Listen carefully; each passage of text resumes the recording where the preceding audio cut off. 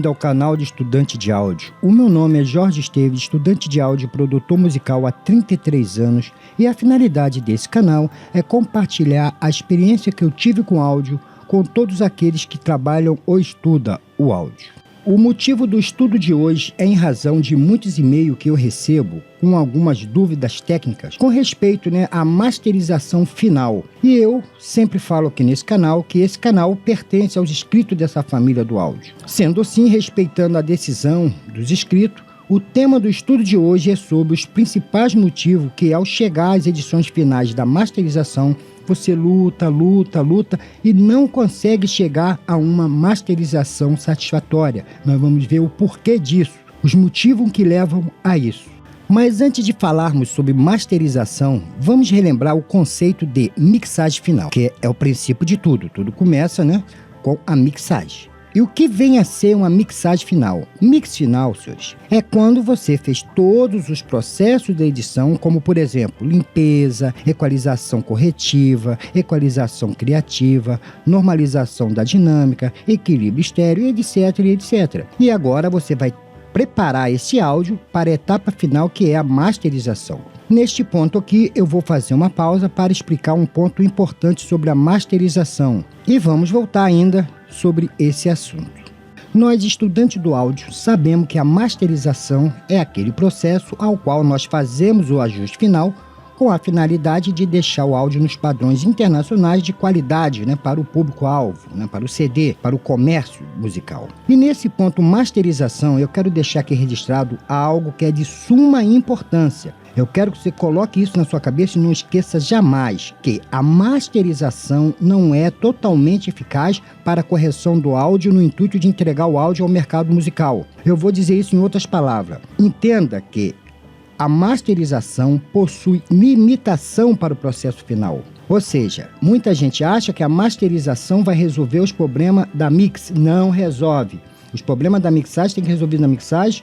O problema da masterização será na masterização. Porque a masterização possui limitação, ao qual no final desse estudo você vai entender muito bem isso. E para exemplificar tudo aquilo que eu vou dizer aqui das teorias, eu estou aqui com o meu sonar aberto, mas lembrando que tudo que eu falar, todos os processos que eu vou comentar aqui, serve para qualquer DAW, seja Pro Tools, Nuendo, Cubase, SoundForge, Studio One, qualquer um. Não importa a DAW que você use, sempre será esse processo. O que mudará, logicamente, é a configuração da interface, com uma coisa no lugar, na outra DAW em outra. Vamos em frente. Vamos supor agora que esse projeto já está todo mixado, ou seja, já fiz todas as edições necessárias, de limpezas, todas as correções, e ele está pronto para ser exportado para a próxima etapa, que será a masterização. Então está tudo pronto aqui, já preparei. E aqui, senhores, vai começar nessa exportação o primeiro problema, que é a dinâmica. Porque esse áudio, ao ser exportado, ele tem uma dinâmica, e isso é que tem causado também um dos maiores problemas que as pessoas têm lá na masterização, é nessa exportação. Nós sabemos que uma das funções da masterização é elevar o nível da intensidade, ou seja, o volume, para os padrões da indústria do áudio comercial. E para isso nós vamos precisar de espaço para podermos trabalhar com essa intensidade sonora. E como será possível fazer isso na masterização se você levar o áudio sem o referido espaço? E aqui começa a primeira limitação da masterização, ou seja, a masterização precisa de um espaço nominal para trabalhar. É como qualquer trabalho que você faça na vida. Por exemplo, você está construindo uma casa, você tem que ter um espaço para guardar o material e um espaço físico livre para que você possa fazer o trabalho, de colocar os tijolos, de amassar, de todo o processo de uma construção civil. E assim também é no áudio. Na masterização você precisa desse espaço, como eu vou demonstrar aqui agora. Então o que eu vou falar aqui serve para qualquer DAW. Então já estou com tudo preparado, as edições. Então o que eu devo fazer, senhores? Primeiro, eu não preciso de um espaço lá. Eu vou aqui apenas solar esses dois aqui, já está solado. Então vamos lá. Então o que eu vou fazer? Vou chegar no ponto mais alto de intensidade da música, que geralmente é o refrão, ou vou ouvir de ponta a ponta, observando o meter para ver como está se comportando esse áudio de dinâmica para mim poder exportar. Vou tocar aqui só um pedaço para a gente ver como é que está aqui até agora.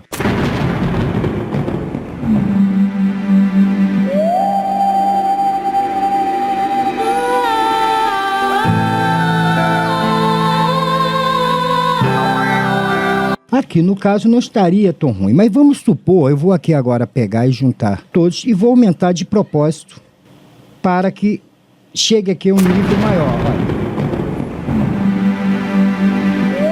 Olha. Veja que não chegou a clipar. E eu exporto esse áudio dessa forma. O que aconteceria, senhores, lá? Eu não teria espaço como eu vou provar. Eu vou exportar aqui agora ele dessa forma para que a gente possa ver lá. Aqui eu estou fazendo tudo corrido, a coisa não é bem assim, né? Mas é só para que vocês tenham a base, que você tenha a base para entender isso. Então eu já exportei para ser mais rápida a explicação e agora eu vou fazer criando um espaço, ou deixando, aliás, um espaço. Então vou selecionar tudo e vou vindo abaixando e vou ouvindo.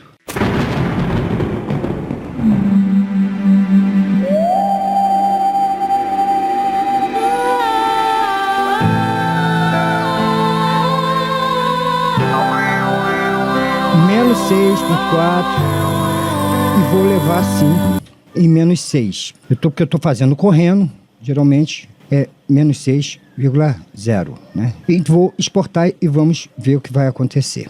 Olha, e ainda aproveitando o tema espaço, eu quero deixar também aqui registrado que é bom que você deixe pelo menos 250 milissegundos no início, aqui, ó, e no final também, né? Vamos chegar aqui. No final vocês deixem, ó, foi deixado. Por que eu deixei? Porque lá na masterização, às vezes você pode querer fazer um fade in ou um fade out. Vocês podem querer botar um tipo de reverberação acústica que tem uma cauda, né? Um reverb que tem a cauda. E se você não tiver esse espaço, como você vai poder trabalhar na masterização? Então aqui, se não tiver, os senhores vêm, inserte, né? Inserir mais um tempo. Pronto. Olha lá, criei um tempo. Então assim eu tenho um espaço em branco para poder lá na masterização trabalhar, tanto no fim, no início como no final. Então, senhores, agora que eu já exportei, vou exportar isso aqui e vou mostrar os dois arquivos. Aquele que estava quase chegando a 0 dB e esse já com um espaço. Lembrando que a engenharia diz que pode ser de 2 a 3 dB de espaço.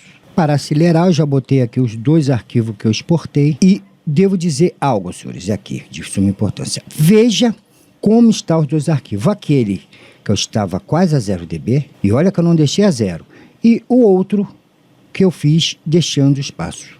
Por que a necessidade desse espaço, senhores? Porque aqui eu vou ter que controlar, que aqui está grande, talvez, essas dinâmicas, intensidade de dinâmica, eu vou ter que controlar com o compressor. Se eu não tenho espaço, o que acontece? O compressor vai achatar essa dinâmica, né, para normalizar ela, para trazer ela para baixo, e vai subir as outras. Ou seja, eu vou acabar, que eu vou fazer aqui simulado, isso, ó, vai criar uma massa sonora, com isso eu vou perder a intensidade dos instrumentos da sua execução, porque vai ficar tudo tocando praticamente como se fosse no mesmo volume, né, não tem aquele sobe e desce, o que faz a música ser atrativa, é isso, é aquela entrada, é aquela saída, o instrumento hora está mais alto, hora está mais baixo. Aqui não, eu tenho como chegar aqui e usar um compressor, ele vai subir, olha lá, se fosse o caso, e deixando ainda a dinâmica correta, porque eu tenho espaço para trabalhar. Um bom preventivo, senhores, que os senhores possam fazer é, quando for, antes de masterizar, o que os senhores podem fazer, ou na própria mix,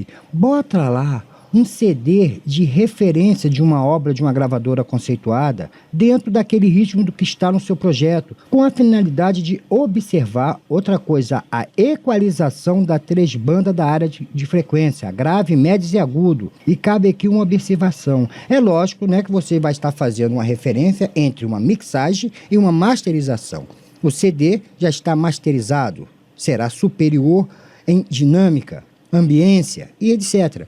E nesse caso, então, você faça essa audição dentro dos 85 dB, que é o padrão para fazer, né, as edições. E isso vai atenuar o fato do loudness, assunto já estudado aqui no canal. O que você tem que ter em mente é que você vai estar focado somente numa coisa, num quesito, que é equalizações das três bandas de frequência, que deve estar aproximada do CD masterizado. E eu vou dizer o porquê disso, senhores. Por que tem que estar aproximado do CD masterizado? Não vai estar igual, porque lá, logicamente, já tem um processo de verniz, aquele processo final, mas tem que estar aproximado. Vou explicar o porquê. A questão é que quando nós fizermos a equalização da mix na masterização, nós vamos evitar muita dor de cabeça e, na maioria das vezes, o retorno para a área de trabalho com a Mix para fazer a mixagem novamente para corrigir o problema. Eu vou dar um exemplo aqui. Eu vou botar aqui um equalizador para uma explicação melhor. Vou botar aqui um equalizador qualquer. Pronto, serve esse. Senhores, vamos supor que essa mix esteja faltando prato, que o cara na mixagem não fez um equilíbrio tonal correto e ficou faltando um prato. E a música pede que os pratos sobressaia um pouco mais, porque é aquele tipo de música que usa muito prato, usa muito chimbal. Então, o que acontece? Os senhores vão ter que chegar aqui, logicamente, e aumentar, logicamente, né, a área dos agudos. Eu estou fazendo aqui apenas mostrando de qualquer jeito, só para que entenda isso. Porque os pratos pertencem à área do agudo. Agora, vamos supor que os senhores não fizeram uma edição de tratamento vocal correta e deixaram no cantor, que ele sibilava demais, muitas sibilâncias na voz desse cantor. Quando você acentuar essa área de frequência dos agudos para melhorar a questão dos pratos, o que vai acontecer? Vai também aumentar a sibilância e o cantor vai ficar agora cantando você, e isso vai estragar toda a masterização. Então veja, e não tem como corrigir isso aqui. Teria, mas você iria estragar demais. Ou seja, o conserto não, é melhor comprar um novo do que consertar. É aquele ponto, né, que você tem um produto em casa que às vezes é melhor comprar um novo do que consertar. Então teria que voltar para lá para poder corrigir isso. Esse problema do tratamento vocal. Quando você faz aquele CD de referência aproximado, que você escuta, fala, caramba, será que a minha... Isso lá na mixagem, você pega o CD antes de exportar e olha e fala, caramba, não, as frequências estão batendo, assim, as 3 áreas estão batendo legal. Quando for para masterização, se tiver que atenuar ou acentuar, não vai ser algo muito grande, muito de grandes proporções.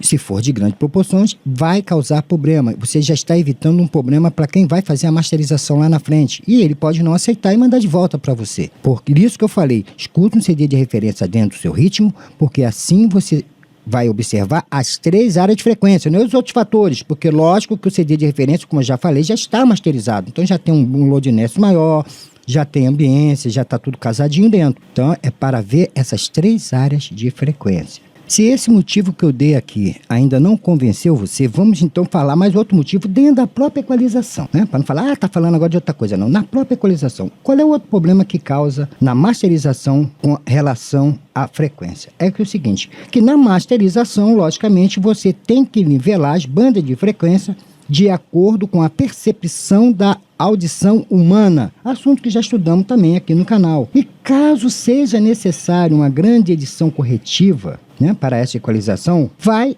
também afetar o equilíbrio dos instrumentos dentro da mix. E vou explicar por quê, né?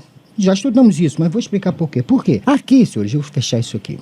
O que ocorre? Vamos só deixar esse aqui. Aqui, lá na mix, nós estamos com todos os instrumentos, track a track, separado e dividido. O que nós vamos fazer na track? Jogar um instrumento para um lado, ora para o outro, né? Essa riqueza de equilíbrio que faz o estéreo ser bonito. Então, por exemplo, aqui está uma guitarra, aqui está no meio, tá, entre os dois aqui tem uma guitarra solo aqui e aqui está um prato, aqui está um shake desse lado de cá. E quando você faz uma equalização de um lado, o que acontece? Você, se acentuar, você está aumentando todas as dinâmicas daquela frequência, de uma frequência X, e todos os instrumentos que estão incorporados àquela frequência, logicamente, irá aumentar essa dinâmica. Por isso que não é bom, de bom tom, fazer grandes equalizações na masterização. E o que ocorre muitas vezes, você é obrigado a fazer isso. E você vai desbalancear tudo. Por quê? Tudo que estava na mix lá feito de maneira certa passa a ser errado por causa de um probleminha à toa. Se você fizer o CD de referência, você já tem uma base, você está praticamente dentro. Você então vai, se não está, você vai pegar, vai fazer o quê? Botar mais grave, pegar o baixo, botar um pouco, acentuar mais a tônica dele. Os pratos, então vou aumentar o volume, outra coisa que você pode fazer para resolver esse problema. Isso dentro da mixagem.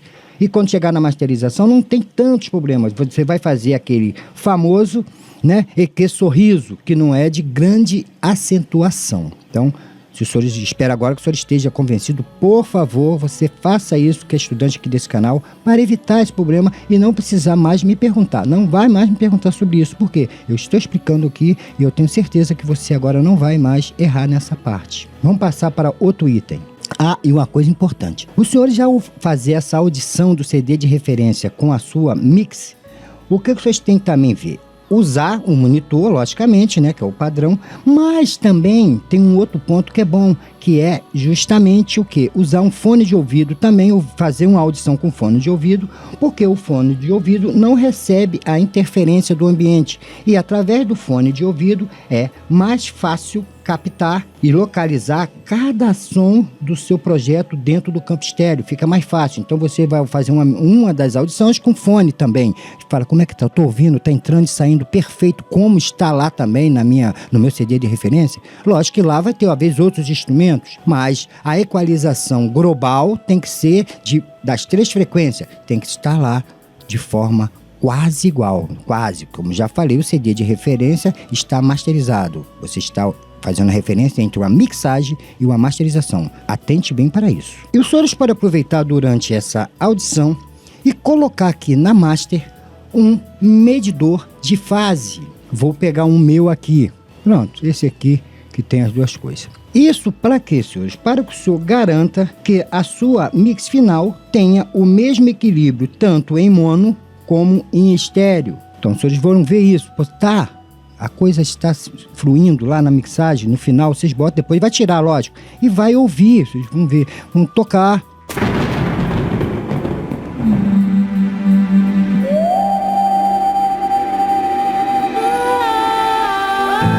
Sobre esse ponto eu ainda vou fazer aqui um estudo, porque muita gente às vezes fica preocupado, né, de não estar aqui dentro desse bojo do campo estéreo, de lápide de direita e esquerda, está um pouco mais para fora e isso vai dar problema. Isso também é uma coisa que não tem que ser muito alarmista, e isso requer também muito da audição, mas isso é um assunto para outro dia. Mas use o medidor de fase para ver se está de acordo, para que você lá não tenha nenhum problema quando for para masterização e ficar com aquela faxina de midi-side tentando resolver o problema, porque lá já está tudo junto, fica pior. E para aqueles que não sabem o que eu estou falando aqui sobre cancelamento de fase, procure aqui dentro do canal que tem vídeos que falam, eu bati muito nessa tecla de cancelamento de fase porque é importante isso, né? Senão também é outro assunto que você vai ter uma dor de cabeça tremendo na masterização. Veja sobre cancelamento de fase e o motivo, ali você vai entender o motivo de eu estar usando esse analisador de fase. E para terminar, eu vou falar uma coisa que eu sempre falei aqui dentro do canal, que é o quê?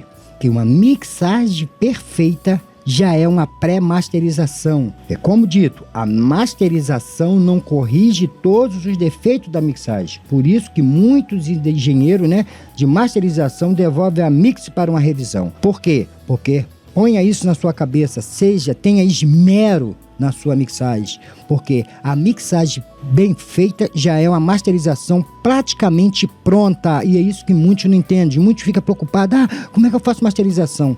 Não se preocupe, porque quem tem uma mix perfeita já tem uma pré-masterização realmente pronta. Creio que o estudo de hoje já esteja longo demais. Me resta agora, de coração, agradecer a toda essa família do áudio que tem sempre me motivado através de e-mail, me apoiado com comentário, deixando aí embaixo o seu gostei, o seu joinha, que isso para mim é a melhor forma de pagamento, porque assim eu sei que estou no caminho certo dos estudos, que eu não sou professor, sou um estudante de áudio há 33 anos, e a forma de eu saber se eu estou indo bem é com o seu joinha, é com o seu gostei. Isso para mim é a minha melhor forma de pagamento, saber se eu estou no caminho certo. Deixo também registrado aqui o meu pedido de desculpa, como eu sempre fiz durante esses anos, por minha língua presa, e meu muito obrigado também por essa compreensão, né, dessa deficiência, que as pessoas acabaram, muitos que estão aqui me seguindo, acostumaram com essa minha língua presa e já entendem o que eu digo. O que eu quero deixar claro é que o assunto do áudio tem que ser bem passado, não importa a forma. Se estou conseguindo, isso para mim já é muito gratificante. Peço que Deus abençoe a você ricamente e vou esperar você aqui para o nosso próximo estudo.